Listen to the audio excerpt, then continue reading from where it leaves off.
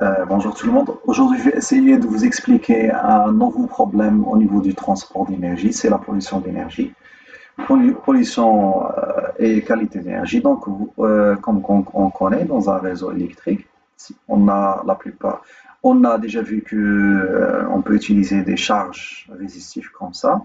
Les charges résistives, vous aurez la même allure de la tension et courant, puisque uniquement une différence au niveau des amplitudes des courants qui sera divisée par la résistance. Si vous avez des charges inductives ou bien capacitives, vous aurez un déphasage. Donc ces types de charges, ils sont appelés des charges linéaires parce que le développement de la tension est le même que le développement du courant. Mais en réalité, il n'y a pas uniquement les charges linéaires, il y a d'autres types de charges. Donc, imaginez avec moi que vous avez cette fois une charge non linéaire, c'est-à-dire vous avez une diode en série avec une résistance. On va essayer de tracer les allures du courant des tensions. Donc, si on a une tension, bien sûr, alternative sinusoïdale, on aura un courant alternatif périodique, mais puisque la diode, il ne laisse passer que le courant uniquement dans un seul sens. Donc, si on a une tension négative, on n'aura pas de courant négatif parce que l'existence de la diode. Donc, on aura un courant nul dans ces zones. Donc, l'autre allure, on aura une autre onde positive. Au lieu de l'onde négative, on aura un courant nul. Donc, ça, c'est une charge non linéaire. L'allure de la courant ne suit pas l'allure de la tension. Donc, on va voir que cette allure, il va nous forcer à faire des calculs autrement au niveau des puissances. Donc, pas la même forme. Dans le premier cas, on a la puissance active, c'est V fois I fois cos phi, réactive V fois I fois sinus phi, pardon, faire la correction.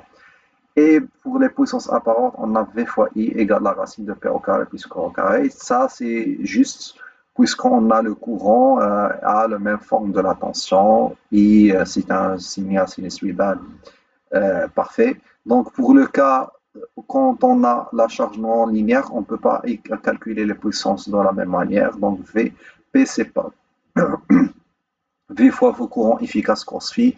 La même chose pour les puissances réactives, même chose pour les puissances apparentes. Donc maintenant, avant de trouver la solution, comment peut-on calculer ces puissances et quel est le problème physique qui est causé par des changements linéaires dans le cas des courants, on va un petit peu comprendre la représentation temporelle d'un signal. Le courant a deux caractéristiques. Il est continu, c'est une fonction continue, et aussi périodique. Il ne faut pas oublier ça. On va un petit peu faire un cours rapide mathématique sur les séries de Fourier. Donc, on va essayer de faire représentation des courants, des fonctions, dans notre cas, continues et bien sûr périodique.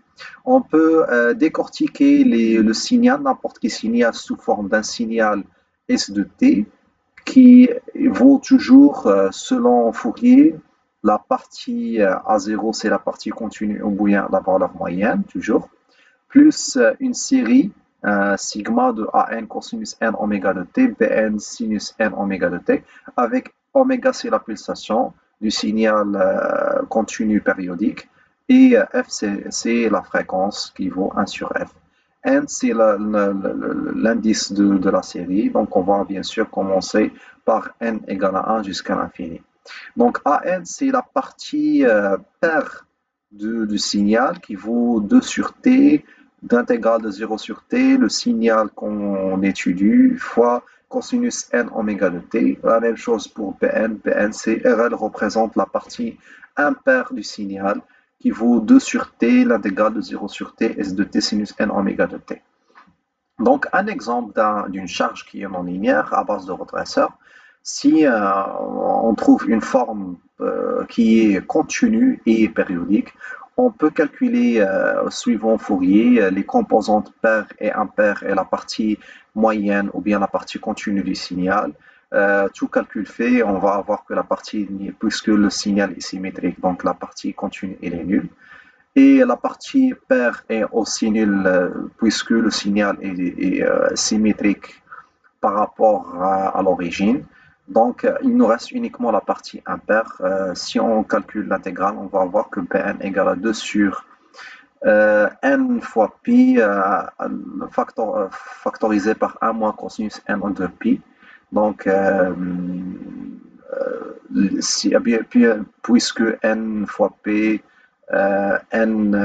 on va uniquement avoir les parties, le n il est toujours impair, donc on aura Bn égale à 0 si les Bn est impair, donc cosinus n moins 1 c'est moins 1. Donc on a soit cosinus n de p égale à 1, donc la partie Bn est nulle dans le cas pair, la partie elle vaut moins 1 dans le cas où elle est impair, donc on aura tout calcul fait Bn égale à 4 fois le courant IT, le courant I sur n fois pi, tel que les n ils sont impairs. Donc, bien sûr, si vous avez, en général, on a un signal qui est symétrique, donc la partie moyenne est nulle. Symétrique impair, donc la partie AN elle est nulle. Donc, on aura uniquement la partie impair pour notre cas. Donc, on va essayer de faire la même chose. Maintenant, on va tracer les composants Bn sous forme d'un spectre. Donc, je vais expliquer les spectres, c'est quoi. C'est la représentation fréquentielle du signal. Donc, rapidement, voilà. Donc, la représentation, donc on va essayer de représenter Bn, le 4 sur i fois n sur p. Donc, vous voyez qu'il dépend de la valeur de n. Donc, la composante continue, dans notre cas, A0, c'est 5. Donc, on va la représenter à fréquence égale à 0, puisque c'est une composante constante. On n'aura pas de fréquence, il ne varie pas. La première composante, c'est où f n égale à 1, donc on va la représenter. Il faut toujours mentionner que la partie, le signal, le signal, il est composé de plusieurs baguettes. La première baguette à fréquence à n égale à 1, elle est appelée le fondamental. C'est le cœur du signal. Les autres, ils sont appelés les harmoniques. C'est le bruit sur le signal. Donc, 3 oméga de t, donc c'est le premier harmonique. Le deuxième harmonique, 5 fois p, puisque là, les n ils sont impairs, donc on n'aura pas de partie paire dans notre signal. Toujours la pulsation égale à 2pi fois f0. Dans le cas du secteur, f0 c'est 50 Hz. Donc, si on fait une représentation du circuit, on va avoir que un signal I1 de T, c'est le fondamental. Donc, le fondamental 11 ampères, c'est le signal parfait. Et on aura bien sûr d'autres signaux, que ce sont les harmoniques ou bien le bruit, ou bien au côté énergétique, il s'appelle la pollution. Donc, le premier harmonique est de 3 à une fréquence plus élevée. Et la même chose pour le cinquième harmonique dans le troisième, deuxième harmonique, le cinquième harmonique, ainsi de suite. Donc, on a déjà dit que le courant consommé dans la charge, c'est la somme des courants I1, I1, I3, I5 et I4 égale à 0. Donc, on a vu que le signal est symétrique. Donc, c'est l'ensemble des courants. Et bien sûr, si on désire uniquement le courant fondamental I3, I4, I5, ce sont des pollutions. Donc, en appliquant la loi des nœuds, qu'est-ce qu'on dit? Que le courant, il a augmenté. Donc, qui dit courant augmente, il dit que câble électrique, il doit augmenter au niveau de section. Donc, ça va causer des problèmes de surcharge au niveau des câbles électriques dans le réseau électrique. Donc, qu'est-ce qu'il y a comme solution? Il faut filtrer ces courants non désirés ou bien les courants harmoniques. Il faut laisser dans le réseau électrique uniquement le fondamental. Donc, je vais vous expliquer comment on va faire le filtrage des courants harmoniques. Il faut juste mentionner une petite chose qui est très importante. Donc, vous pouvez voir, dans les harmoniques, ils commencent à diminuer. Donc, le premier harmonique, c'est le harmonique le plus important ou bien le plus dangereux dans le réseau électrique.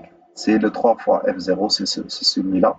5 ampères est vraiment largement grande par rapport à 1 ampère et ainsi de suite. Donc on peut les négliger, ces harmoniques. L'harmonique le plus important, le plus dangereux, c'est celui-là. Donc pour faire le réseau, il faut filtrer le troisième harmonique. Deuxième, il est il est absent parce que le signal électrique, il est symétrique par rapport à l'origine. Donc, on n'aura pas d'harmonique paire. Donc, on désire uniquement laisser le fondamental dans le réseau électrique. Harmonique paire, ils sont tous nuls, car le signal, il est symétrique. Donc, on va un petit peu parler des puissances pour terminer. Donc, avant de calculer les puissances, il faut savoir qu'il y a un autre facteur qui est très important, c'est le THD, ou bien le taux de distorsion harmonique. C'est un facteur, ou bien un indice qui va, ou bien un taux de distorsion qui vous donne une idée sur l'ordre de grandeur des harmoniques, c'est-à-dire combien d'harmoniques. Et plus que le THD est grand, ça veut dire qu'il signale que le réseau il est vraiment pollué par les harmoniques. Donc l'expression de THD, c'est la somme des courants harmoniques sur le courant le fondamental, ou bien aussi le courant total consommé par le réseau, moins le courant fondamental au carré sur les I1, le courant efficace fondamental. Donc il faut savoir que ces expressions sont tous en valeur efficace. Donc la puissance active, c'est la tension efficace fois le courant efficace fondamental fois le cos phi. Donc c'est différent par rapport à la puissance réactive apparente, pardon, à puissance active et réactive pour un réseau qui a à charge linéaire. Donc VI fois I cos phi. Donc la P, S ne vaut pas la somme géométrique de P et Q, mais elle vaut une somme géométrique de P et Q, elle est tridimensionnelle et une autre puissance qu'on appelle la puissance déformante. Pour le calcul du facteur de puissance, il faut savoir qu'il vaut P sur S, toujours soit linéaire ou non linéaire, qui vaut aussi I1 sur I fois cos phi. Donc, en utilisant l'expression du THT, on peut trouver que la facteur de puissance égale 1 sur la racine de 1 plus THT au carré fois le cos phi. Donc, il y reste une petite chose à montrer ici. Il faut faire l'analogie que la puissance ça, c'est pour les charges non linéaires. Les charges linéaires, c'est toujours V fois I cos phi. Et Q, c'est V fois I sinus phi. Et bien sûr, S, c'est la racine. Elle est dimensionnelle, P plus Q au carré. Donc, pas pour la charge linéaire. Donc, la puissance qu'on va ajouter, c'est la puissance déformante. Maintenant, pour filtrer le réseau, alors, on va toujours utiliser un filtre LC, ou bien le filtre résonant LC.